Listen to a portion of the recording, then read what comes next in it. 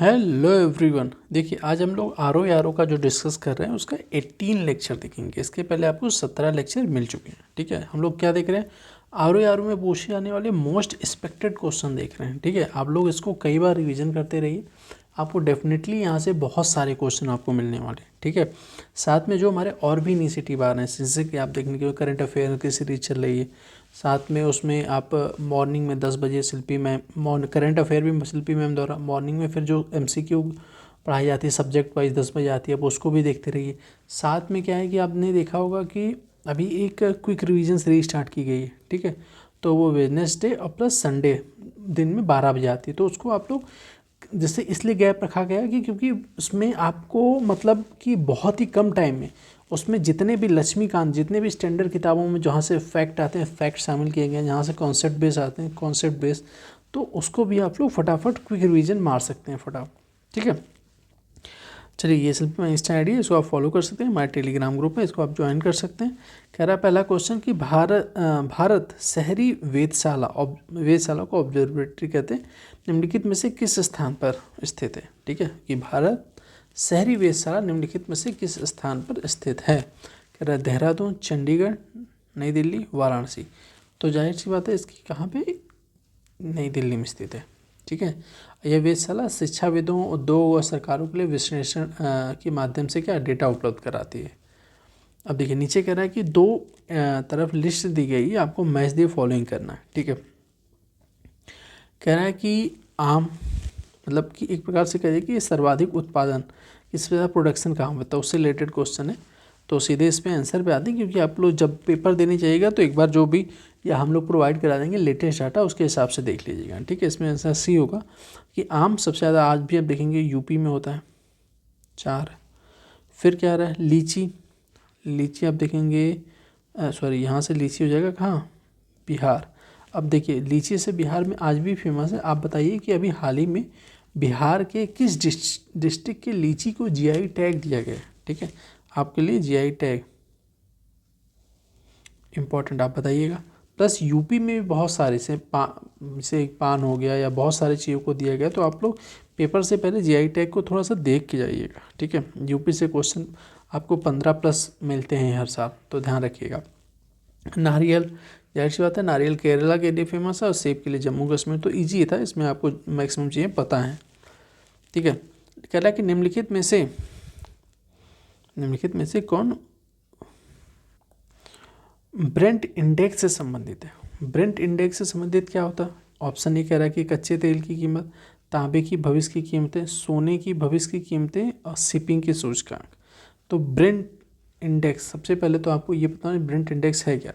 ठीक है, देखिए ब्रेंट इंडेक्स क्या होता है, कच्चे तेल की कीमतों से संबंधित है। ठीक है, क्रूड ऑयल से संबंधित है। ब्रेंट इंडेक्स में आप इसमें क्रूड होता है, स्वीट लाइन क्रूड ऑयल, मतलब जितने भी वो व्यापारिक जिसमें वर्गीकरण होता है दुनिया भर में तेल के खरीदारों के लिए, इसमें क्या होता है एक बेंचमार्क निर्धारित किया जाता है ब्रेंट इंडेक्स के द्वारा।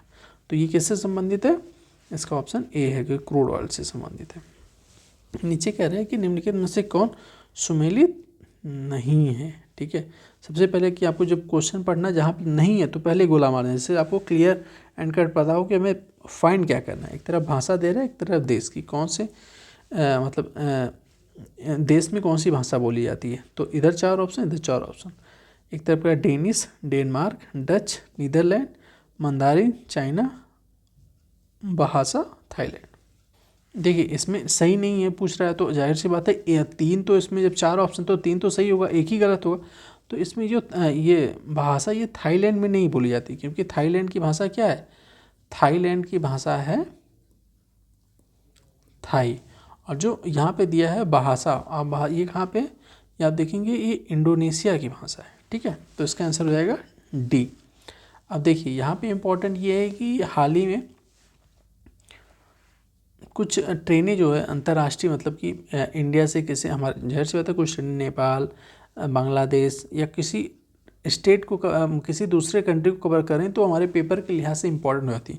उसमें क्या क्या हमें देखना रहता है, एक तो ट्रेन का नाम अगर कुछ स्पेशल किया गया तो वो क्या है, दूसरी चीज़ वो किस इंडिया के किस स्टेशन से निकल के मतलब स्टार्ट हो रही हैं और कहाँ पे दूसरे कंट्री के किस स्टेशन पे आ रही हैं, तो वे सब चीज़ें बहुत इंपॉर्टेंट है। आपको ये माइंड नोट से चाहिए, खबरों में 3-4 चीज़ें ध्यान रखनी, क्योंकि कभी भी आपको ट्रेन का नाम पूछ सकता है, इंडिया में किस स्टेट से जा रही हैं या किस स्टेशन से जा रही हैं, प्लस कहाँ पे उनका पहुँचने का स्थान है, दो इम्पोर्टेंट हो जाती है।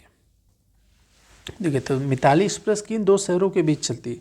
अब देखिए आपने ये पढ़ा हुआ, कई बार क्वेश्चन भी आया और बहुत बार पूछा गया। तो मिताली एक्सप्रेस जो है ढाका से न्यू जलपाईगुड़ी चलती हैं, ठीक है। अब देखिए मिताली एक्सप्रेस के अलावा आप देखेंगे एक बंधन एक्सप्रेस भी चलाई गई है और एक और ट्रेन नहीं चलाई गई। आपको 3 ट्रेन चलती हैं बांग्लादेश के, तो आप तीनों के नाम बताइएगा। एक तो यहाँ पे पता चल गया, ठीक है, एक तो आपको बंधन पता चल गया, थर्ड वाली क्या है उसको आप कमेंट बॉक्स में बताइएगा। तो इसका आंसर डी हो गया। कह रहा है कि नेम लिखित में से कौन सा सुमेलित नहीं है, ठीक है। देखिए कुछ क्वेश्चन ऐसे आते हैं ना कि आपको वो हल्की से रीजनिंग टाइप के आते हैं, जैसे कि लॉजिकल रीजनिंग कह सकते हैं। जैसे कि निम्नलिखित में कौन सा सुमेलित नहीं है, तो जाहिर कह रहा है प्राथमिक ऊर्जा ज्वारी शक्ति, वाणिज्य ऊर्जा तेल एवं गैस, गैर वाणिज्यिक ऊर्जा जानवरों का गोबर, गैर पारंपरिक ऊर्जा सौर ऊर्जा। तो इसमें आपको थोड़ा सा लॉजिक करना है कि इसमें जो 4 ऑप्शन ना, इसमें से एक डिफरेंट कौन सा है, ठीक है।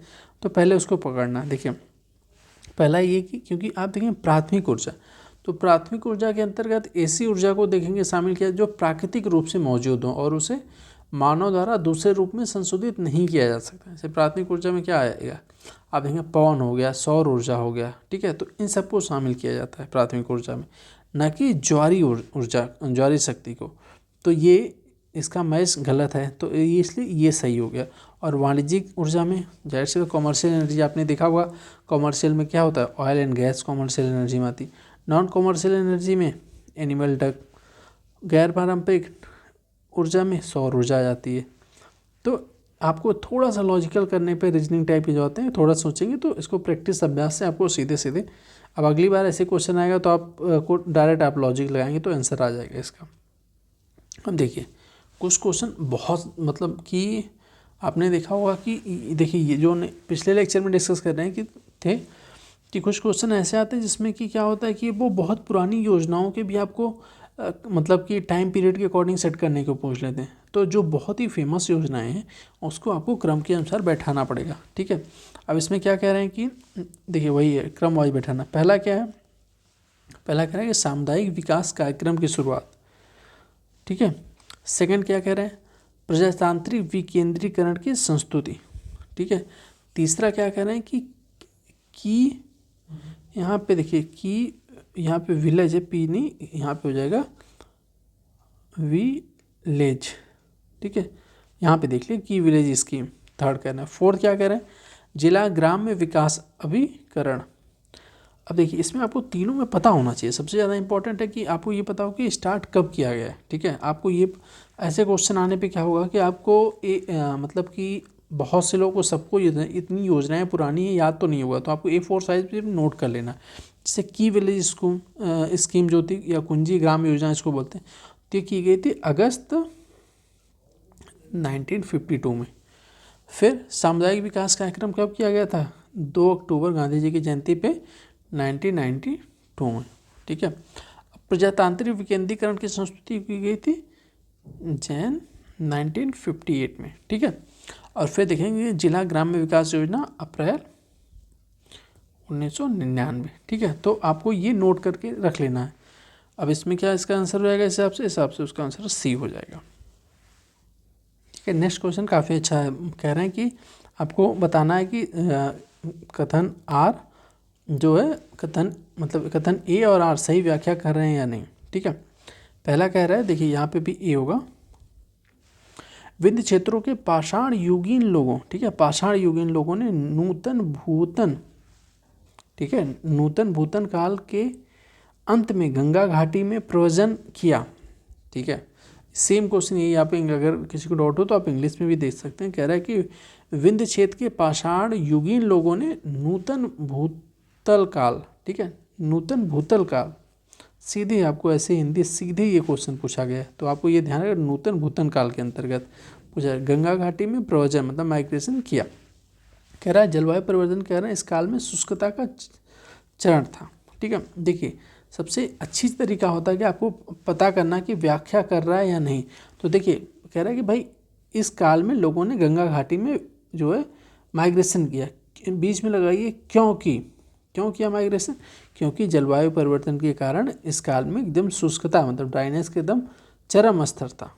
ठीक है, क्योंकि लगाने पे सीधे सेंटेंस पूरा हो रहा है। ठीक है, तो इसका आंसर हो जाएगा ए, कि दोनों का जो है सेंटेंस सही है और दोनों एक दूसरे की सही व्याख्या करते हैं। ठीक है, देखिए इस क्वेश्चन को देख के मतलब कि आप देखेंगे कि आई थिंक 2016 या 17 में ऐसे क्वेश्चन पूछा गया था।